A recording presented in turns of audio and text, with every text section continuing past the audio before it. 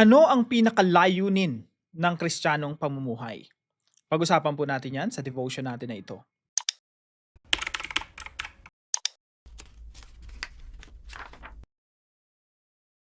Magandang araw po sa bawat isa sa inyo. Welcome back to our 365 Daily Devotions Bible Characters Edition. So dito po sa series natin na ito, tinatalakay po natin sino ang Diyos. Ano po ba yung pundasyon ng Biblia? Yun po ay walang iba kundi ang ating Diyos. Sa first verse of the Bible pa lang sinasabi, in the beginning, God created all things. Kaya po yung pinakaunang devotion natin ngayong taon ay God is the foundation of everything. So 5 po itong pinakaunang devotions po natin, no? God's existence, foundation of everything. Number 2 po, God's essence, love within Trinity. Pangatlo po, God's character, loving and relational God. At para po sa ngayong araw, God's creativity, image of God. Sabi po sa Genesis chapter 1, verse 26 hanggang 28, i-highlight ko lang po yung mga pinaka-importante na gusto kong bigyan natin ng pansin. Una po, sabi dito, then God said, let us make mankind in our image, in our likeness, so that they may rule. So, bakit po tayo nilikha ng Diyos? Ano yung purpose? Bakit tayo nilikha ayon sa kanyang imahe? Upang tayo'y mamahala. Now, pumunta po tayo sa verse 27. So God created mankind in His own image. In the image of God, He created them. Male and female, He created them. And verse 28, God blessed them and said to them, be fruitful and increase in number, fill the earth. Pag pinag-usapan po natin yung image of God, yung imahe ng Diyos, malawak po yan at pag inaral po nating mabuti, ano ba yung image ng Diyos na meron tayo? Kasi sabi sa Biblia, God created us in His own image.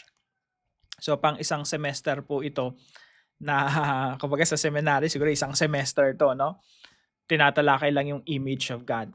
Now, nilikha tayo ayon sa imahe ng Diyos. So ano ba yung mga kabilang sa imahe ng Diyos?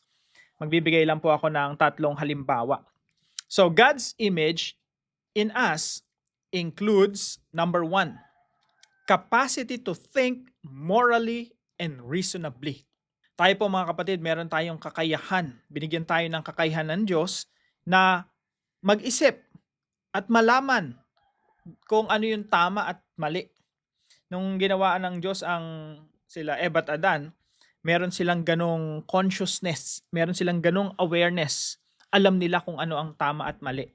Kumbaga yung pinaka-technical term niyan ay ethics. Knowing what is right from wrong. So, ano ba yung ethical? Ano ba yung tama? Ano ba yung dapat gawin? So tayo po, meron tayong ganun eh. Sa puso natin, sa kaibuturan ng puso natin, merong salitang ought. Ano yung ought? Dapat. What ought to be done? Ano yung dapat gawin? Ano yung mali? Ano yung tama? So meron po tayo nun. We have the capacity to think morally and reasonably. Reasonably, logically. Alam niyo po, tayo lang yung sa mga, mga creatures dito sa planeta natin. Tayo lang yung gumagamit ng reason. We reason. Yung mga hayop po kasi, they just react according to their instinct. Kung ano yung instinct nila. Yung leon, kakain ng deer yan, no? Hindi yan magre-reason out. Hindi yan maggagawa pa ng mga reasoning. Bakit ako kakain yan? Tama bang kumain ng usa o hindi? Walang ganun. Basta kakain ng usa yan, instinct yun. Yung mga hayop, lahat sila nagpa-function, kumikilos, gumagalaw according to their instinct. Ang ibon, instinct niyang lumipad. Ang mga isda, instinct nilang lumangoy. Tayo were created in the image of God. We reason. May reason pa tayo. Gumagamit pa tayo ng logic. Gumagamit pa tayo ng mathematics, no? So, malawak po yan, pero isipin niyo po, yung mga tao, sila yung kakaiba sa lahat. Kaya nga po yung mga tao, mga likas sa kanilang maging mga builders, no? Architects, engineers, mga IT. Pag nagta-type ka pa lang sa keyboard ng computer mo o sa cellphone mo, nagko-compose ka na, you're building something, you're using your reason, kakaiba ka sa lahat. ng nilikha ng Diyos. Yung mga hayop, walang ganon. Kahit yung unggoy, paharapin mo sa computer yan, kahit anong ituro mo dyan, random lang yan, no? Kung ano pipindutin yan. Pero tayo, meron tayong reasoning. We can compose. Pangalawa po, capacity to love, adore, and take dominion. Yung capacity nating umibig.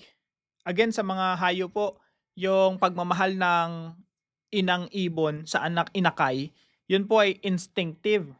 Pero tayo po ay hindi based on instinct eh. Based on affection talaga na nilagay ng Diyos sa atin. We have the capacity to love. We know what love is. And we have the capacity to adore. Yung adoration po, malawak din yan. You can adore God, you can adore a painting, or you can appreciate. Pansinin niyo po, pag humarap ka sa painting, ako po na-attract ako sa painting eh. Pag humarap ako sa painting, iba yung sense of awe and wonder and appreciation. Meron tayong ganun eh, yung tao. Meron tayong appreciation, na-appreciate natin yung art, na-appreciate natin yung kanta. Meron tayong, we adore things. We appreciate things. Yung art, yung music, yung filmmaking. So we adore and we take dominion. Yung take dominion, nandito po yan sa verse 26 eh. God created us in our image so that they may rule, para mamahala. So sa lahat po ng mga creatures, tayong namamahala. Meron tayong paggogobyerno sa government, sa bansa, paggogobyerno sa pamilya, paggogobyerno kahit sa mga organizations, businesses, paggogobyerno, pamamahala kahit na sa mga kitchen. No, pumunta ka lang sa kusina ng isang restaurant, merong pamamahala doon. Now, yung mga hayop po, sila ay instinctive lang. Kahit yung mga langgam, no, nag-ooperate sila based on instinct na nilagay sa kanila ng Diyos. Sa atin po, we rule over all the earth. We rule over the fish in the sea, the birds in the sky, over the livestock and all the wild animals, and over all the creatures that move along the ground. So tayo yung apex, kumbaga sa mga land animals, may yung leon, sila yung predator, no? Tayo yung nandun sa apex, tayo na pinakamataas sa lahat ng mga creatures. Now, pangatlo po, we have the capacity to build families, cultures, and nations. Nung nilikha tayo ng Diyos according to His image, meron tayong capacity para mag-build ng pamilya. Anong kasunod po nun? Cultures. Kasi po pag ikaw ay merong pamilya at ang sentro ng iyong pamilya ay ang Diyos, pati yung mga activities nyo, pati yung kultura ng pamilya, maka-Diyos din.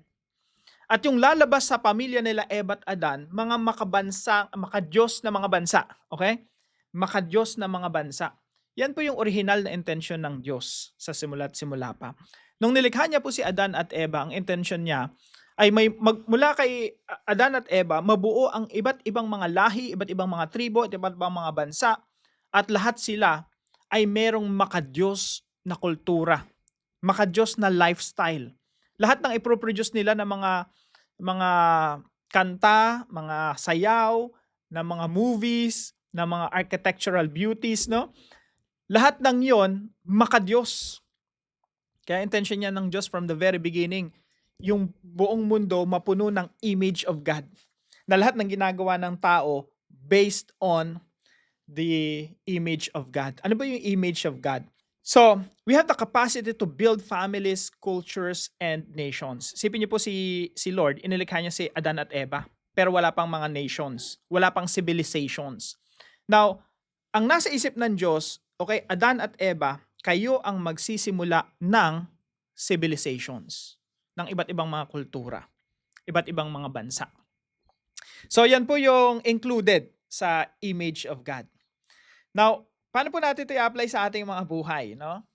Kung tayo ay nilikha ayon sa imahe ng Diyos. Number 1 po, mind God's own business. Alam niyo po yung kasabihan na yun, sa mga mahilig sa mga pakialam ng buhay na may buhay. 'Di ba? Sinasabi, mind your own business. So tayo po, kung nauunawaan natin na we are created in the image of God, pati pala yung isip natin, dapat na poporma yan, na ipoporma, na imomold according to the business of God. Ano ba yung plano ng Diyos talaga dito sa mundo? Ano yung plano ng Diyos sa creation na ito? Yung isipan natin, ina-align natin sa plano ng Diyos. Kaya nga po tayo nagkaroon ng Bible Characters Edition para maunawaan natin yung buong Biblia. Mai-align natin, ma-renew yung ating isipan ayon sa plano at kagustuhan ng Diyos dito sa kanyang nilikha sa buong creation. So, mind God's own business, have Christ-like mind. So, ano po ibig sabihin nito? Yung isip ng ating Panginoon Jesucristo ay dapat maging isipan natin. Tularan natin si Kristo bilang siya po yung exact image of God. Alam niyo po bakit tayo napunta rito sa, kopyahin natin si Jesus? Kasi po yung image of God dito sa Genesis 1:26-28, ito po ay naging broken. Sinira natin to eh. Nasa atin pa rin yung image of God, pero sinira na natin. Kaya nga yung magandang pamilya na disenyo ng Diyos, sinisira natin. Nagkakaroon ng mga broken families. Yung mga movies na pwede nating i-create, sinisira natin, ginagawa nating mga bastos at mga walang kakwenta-kwentang mga movies. No? Pero hindi yan yung intention ng Diyos from the very beginning. So yung image of God na nasa atin, kung saan natin ginagamit, puro sa kasalanan at kamalian. Kaya sabi ng Diyos, okay, anak, Jesus Christ, susugo kita para makita ng mga tao kung ano ibig sabihin ng image of God. So si Jesus po, yung exact image of God. Para yung mga tao, tularan si Kristo. Kaya tayo mga Kristiyano, yun po yung goal ng ating buhay. That's the main goal of the Christian life. Kaya po sinimulan natin itong devotion natin sa tanong na, ano ba yung pinakalayunin? What's the main goal of the Christian life? The main goal is to recover the image of God in us through Jesus Christ. Si Jesus Christ po yung image. Magbasa nga po tayo ng mga ilang talata, no? Sabi po rito sa Colossians chapter 1 verse 15, the Son is the image of the invisible God, the firstborn over all creation. Kaya po tayo inutusan ng Biblia na sa pamamagitan ng Santong Espiritu, natularan ng ating Panginoong Jesucristo. Sabi po rito sa Romans chapter 8 verse 29, ito po yung plano ng Diyos sa atin. For those God foreknew, He also predestined to be conformed to the image of His Son. Gusto po ng Diyos na ibalik tayo sa original nating imahe. At yun po ang imahe ng kanyang anak, ang ating Panginoong Jesucristo. Number 2, mold your image into the image of Christ.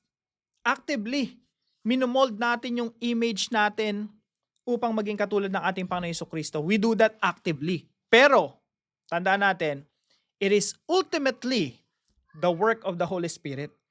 Kaya pag sinabi nating mold your image into the image of God, in the image of Christ, ang ginagawa natin every day, Banal na Espiritu, tulungan niyo po ako.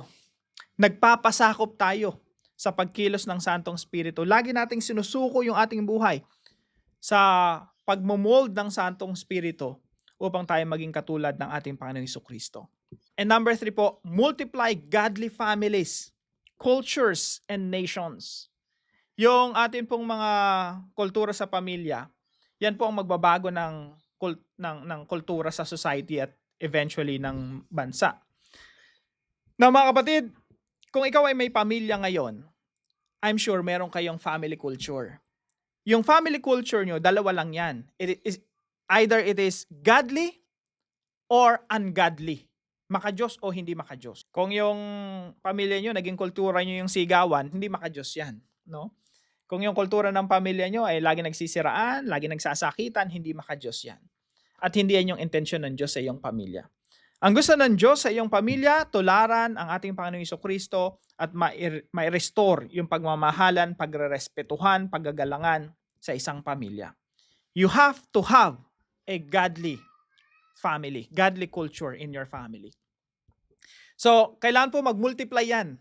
Again, ang plano ng Diyos from the very beginning, punuin yung buong mundo ng mga taong merong godly culture, godly families, godly nations.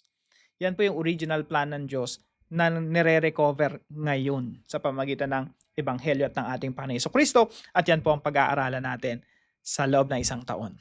Now, para po sa ating discussion, what are your thoughts on the idea that Christ-likeness is the goal of Christian life? At tayo po ay manalangin. Lord, sometimes I forget how carefully you made us.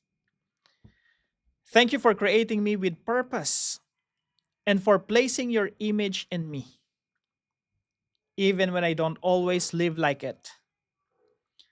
Forgive me because I always fail to live up according to your standard. But I praise you because Jesus lived the perfect life for me. I am in Christ, and Christ is in me, the hope of glory. Please let your Holy Spirit mold me. May Christ be formed in me, for he is the perfect image of God. May Christ-likeness multiply in the world. In Jesus' name, amen and amen. Maraming salamat po kay Maria Cecilia na partner po natin sa devotion natin ito. At kung kayo po ay may natutunan sa devotion na to, paalam nyo lang po sa comment section right below this video. And please don't forget to share this devotion to your family and friends. Magandang araw po sa bawat isa sa inyo. See you po tomorrow 5 a.m. dito sa ating Daily Devotions.